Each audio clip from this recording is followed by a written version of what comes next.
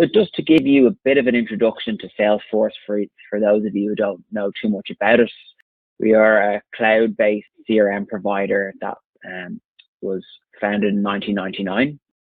And as you can see from this slide, we've had quite a success over the past 20 years or so. The reason I'm showing you this slide is because we are a subscription-based company, okay? So we only perform well as a company when our customers perform well. If our customers don't have success, they don't renew with us, and our company can't grow. So really our success is down to the success of our customers. Partnering with over 200,000 companies globally, we have noticed a couple of trends across the market, okay? And the one main trend we're seeing is called the experience gap. So we like to think of this in kind of two ways. So if you think about it on the right-hand side of your screen, you'll see your employees and your customers. Your customers expect the best because they have the best, okay? They have access to smartphones, smart cars, digital banks, digital watches. They are more agile than ever, and they expect a proper customer experience like they are getting from these large B2C companies globally. On the left-hand side, you might see your company potentially who, they might have lots of different siloed systems. They've got data in Excel documents, emails, other siloed systems around the business, maybe a historical ERP. And if you're not giving your customers the customer experience they desire and they know they can have elsewhere, they're likely to move on. And that's where Salesforce comes in. So Salesforce has created what is called the Customer Success Platform, or Customer 360. Okay, so what we do is we put your customer in the middle, at the center of everything you do, and then we build different applications around this. So I'll talk you through a couple of these different applications. Our bread and butter, our business where we founded, is our sales automation capability. Think of the likes of Damac and Mag Properties in the UAE. They're using our sales cloud platform to automate the selling of properties and speed up the selling of properties across the Middle East. Service is really big at the moment. If you think about, if you ring up Emirates and you want to change a flight, that contact center, that whole use case is managed through Salesforce Service Cloud. So once you phone in, they're going to have a complete record of every flight you've ever been on. They'll know everything to do with your name, what business you are, what flight details you may have, and it's all on one screen for that customer service rep to be able to provide that proper best-in-class customer experience. Marketing, really important at the moment. Creating one-to-one personalized marketing experiences for your customer is more important than ever. Not only now, but in previous, we never want to receive an email for, a service that we don't desire or a product that we don't want. We want informed content that's delivered to us at the right time through the right channel. Think of the likes of Emirates again using our marketing platform, or Chalou Group. Communities Cloud is one of my favorites. Okay, so if you think about being able to provide that self-service experience for your customers, a few of the free zones in Dubai will be using Salesforce for communities. Things are like the DIFC, Ajman Free Zone, and TCOM. When a business is setting up and they need to submit important documents like passport information, business setup information, and to speak with an agent, this is all managed through our communities platform, which enables them to speed up the onboarding of these businesses. And finally, commerce. If you think of a Chalou Group, they manage their whole e-commerce experience through Salesforce. The benefit of this, guys, is being able to have all these apps on one platform with your customer at the center of everything. So if you invest in Salesforce, whether you're a customer or a prospect of ours, you're investing in a car that you won't have to change in the future. So you might only be using one or two of these apps to start, but as the business grows, scales, and pivots, it's really important that you can bolt on these applications as you grow. I'd like to talk you through, finally, just a customer reference of ours. So for those of you in Dubai, you'll be very familiar with the Entertainer. The Entertainer allows customers and consumers across the UAE to get better deals on restaurants, bars, cinemas, theaters, and they've been using Salesforce for almost 10 years now. So originally they used Salesforce to onboard new merchants. So they had their B2B wing using Salesforce, their sales team onboarding restaurants and bars to the entertainer platform. Now they've got a fully connected app which allows customers to renew discount vouchers or redeem discount vouchers even using their Salesforce app. Every time someone redeems one of these coupons, it's all stored in Salesforce, and they have reporting and analytics based on this. So thinking about the power of having reporting on analytics on every one of your users, how many times they're redeeming their vouchers, what age they are, what gender they are, and what kind of restaurants and bars they like. Having that real-time reporting and analytics capabilities is enabling the entertainer to make real-time decisions on their business, and that's why they've enjoyed such a success in the market.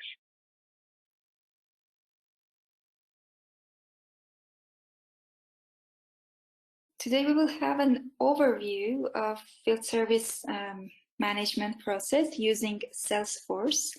For most organizations, I'm sure you already know, efficiently managing a team of service technicians or field force is one of the most complex tasks to have, and to have the strongest impact on the customer satisfaction. It is very important to think strategically about how you dispatch, serve the end customer, and you provide a smarter, faster, more productive service. So today we will see how the collaborative power of Community Cloud and Service Cloud's Field Service Lightning, their functionality, how it will help organizations to reach the goals that I just mentioned. And we will go through these steps that you can see on the screen. And first of all, I would like to mention that during the demo, I will take 5 different roles. First, I will be the customer who submits a service request and using Salesforce Community Cloud to submit this request. Later, I will become the agent who processes this service request in Salesforce Service Cloud.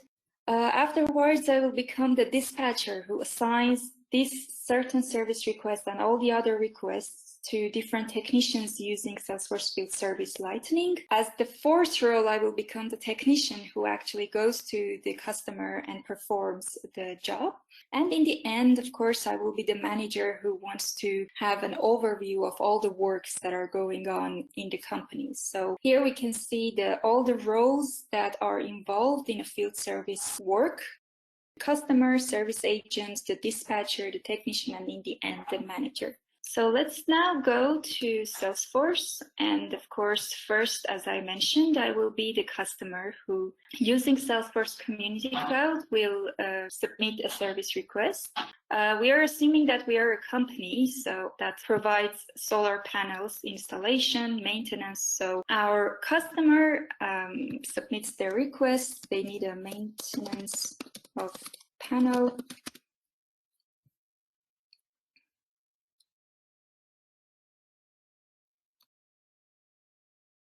I'll quickly fill this in. Of course, the customer can also put a service request from the company's website, the company who is providing the services, but in this case, we will do it with Community Cloud. And I'll put in the address.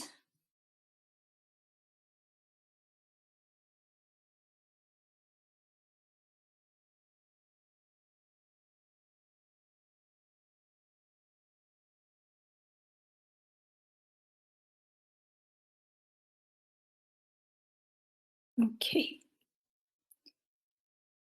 So this is all that the customer does. They confirm the order. So this is basically the job that needs to be done. In Salesforce, we call them work orders. And once the work order is submitted in the community, the customer's work is done here. So they basically just submit the work that needs to be done. And now let's go to Salesforce. So as a second role, as I mentioned, I will be the service agent, who is the person who views the orders in Salesforce Service Cloud.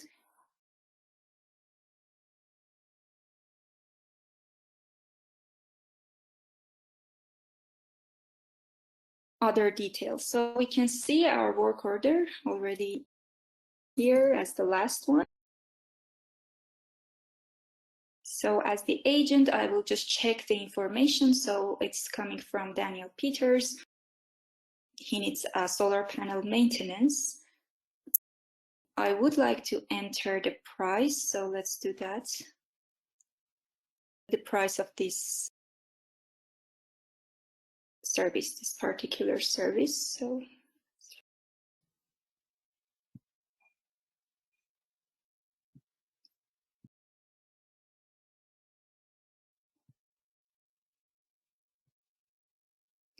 and our customer is in Dubai, so we also mentioned that.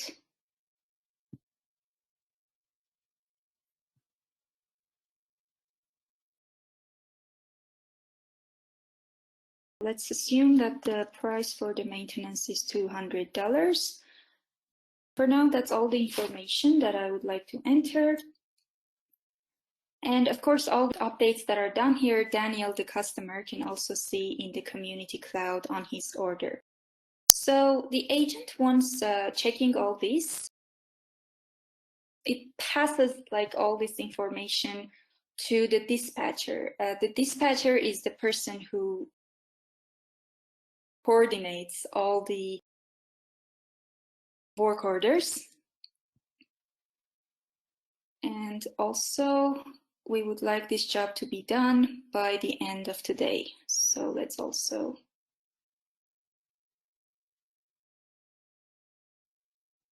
okay, so the work of the agent is done here at this point. Schedule this meeting, book an appointment for the customer, but we will do that as the dispatcher and not the agent. So now I will again change my role from the agent who completed the information of the work order, and I will go now to field service lightning. This is the dispatcher's console. And the dispatcher, I'm sure you know, that is the person who checks all the technicians, who is doing what work, where are they. He or she schedules all the service appointments. In field service, the dispatcher can schedule the service appointments using this console, assign it to the service providers, in this case, Adam, John, and Sam, based on their skills, availability, other criteria, or the company's policies. And the dispatcher can also track these resources and see which work they are currently doing. So we can see already the appointment that we had. This last appointment is the one that Daniel has requested for. So let's schedule this. And while the scheduling is being done automatically, as I mentioned, the scheduling can be done based on these resources, skills, availability. And while the scheduling is being done, let's take a tour. Aside from the interface that you can see here, we also have the maps. So we can see all the appointments that we have, so all the works that need to be done during a certain period of time on the map with their statuses. So if the work has been completed, or if it's on progress, or it couldn't be completed, we can see them all. And individually, for each resource, we can also see them on the map, see what route they should take for each service appointment, and also where they are, what works they need to do during the day. And while it is still scheduling, aside from automatic scheduling, of course, the dispatcher can manually schedule, so drag and drop these appointments. And as you can see on this console, we have these intervals between each service appointment. So these yellow colors, they are the appointments that Adam, John, and Sam need to go and complete And these intervals show us how long it will take them to get from one place to another place. This is done using Google Maps and the traffic, so it takes into account all these factors. We can also manually set it up. So now we can see all the appointments have been scheduled.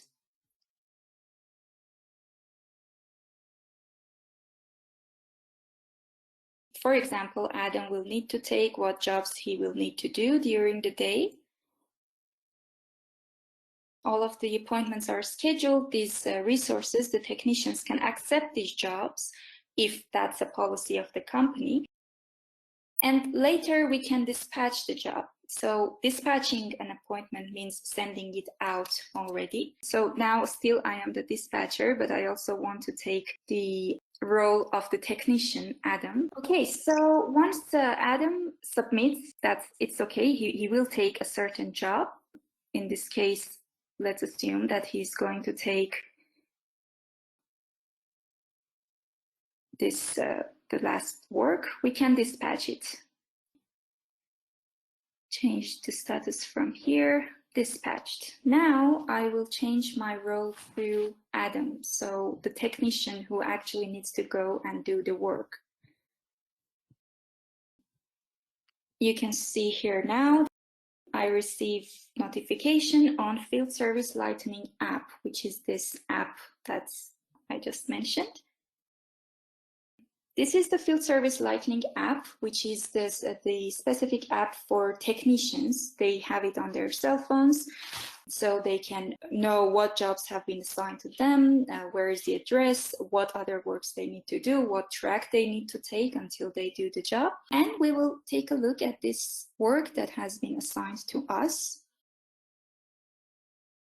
Because my location is now different from Dubai, it is not showing the route, but in real scenario, it also shows what route I will need to take until I get to the place. So as Adam, as the technician, I can check the information of this order. I can see where the place is, who should I contact with, and if there needs to be a maintenance, and of course other related information that can be mentioned here. And assuming that now it is time for me to complete this job, I can simply update the status of this job, mentioning that it is already in progress. And of course, the dispatcher on the screen can also see that this work is already in progress, so it's updated. And I can also inform Daniel that I will be in their company in 15 minutes.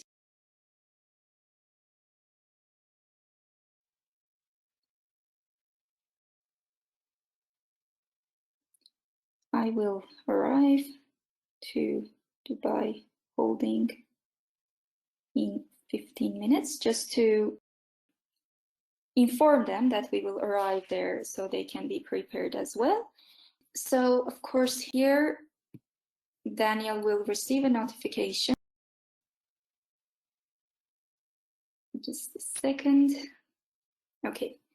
Daniel will receive a notification that Adam will get to their place in 15 minutes. This was in the community cloud. Now, once Adam gets to Daniel's Dubai holding, he maintains the solar panel as it was requested, and the job is done. Of course, Adam can edit again the appointment and mark it as completed.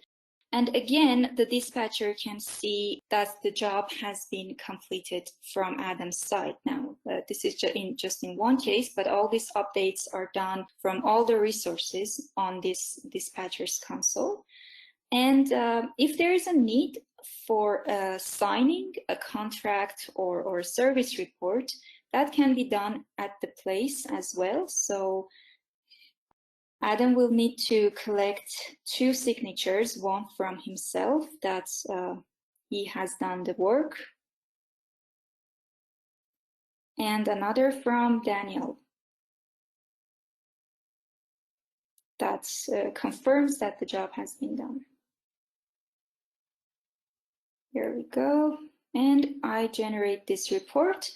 And well, the work is completed now, and Adam can move to the next job, so the next work that he needs to do during the day. I will get back now to the dispatcher just in order to check if the work has been completed from Adam, and I can also check the service report just to make sure that everything has been done correctly.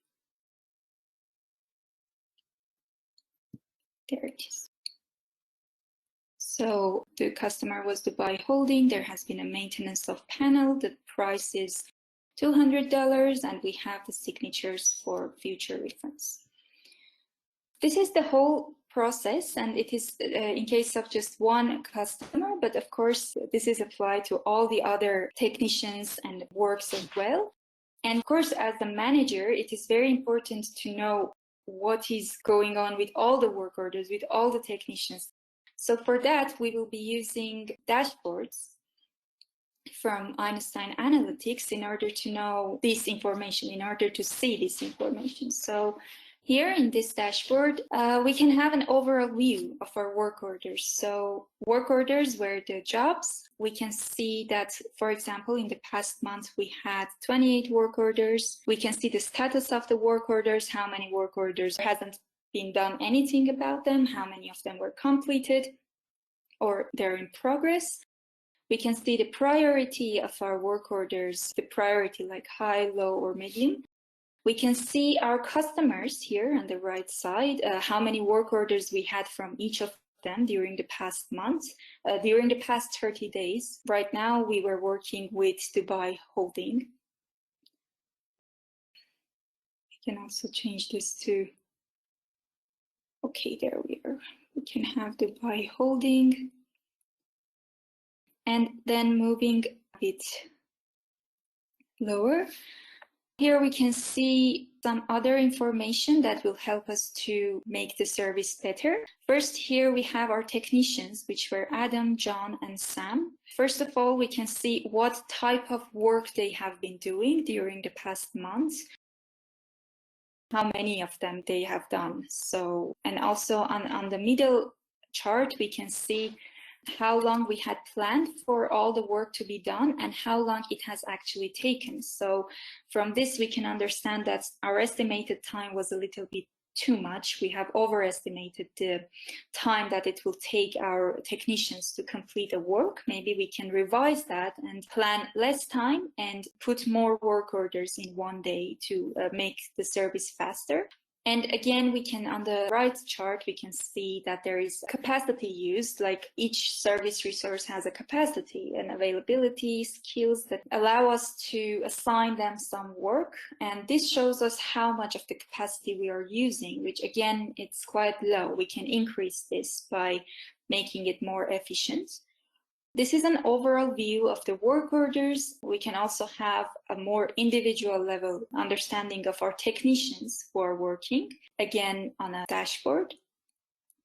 So aside from, again, the work status and priorities, let us check here. We can see due date violations. For example, Adam and John had due date violations, meaning they have performed the work later than they should have done. So we can look for a reason that why that happened and try to fix if there is a need for hiring more technicians or train them better so they wouldn't have any problem fixing the issue before the due date.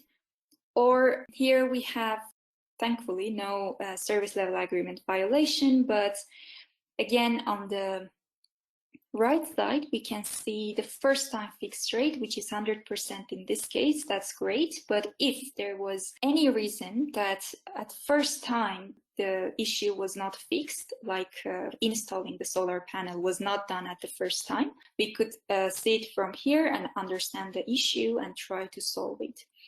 And of course, we can always have the detailed information of every work that we have done in the same dashboard, seeing the work that has been done, who has done it, how long has it taken them to do the job, and who was the customer to do the work. So I'm, for example, looking at this certain line.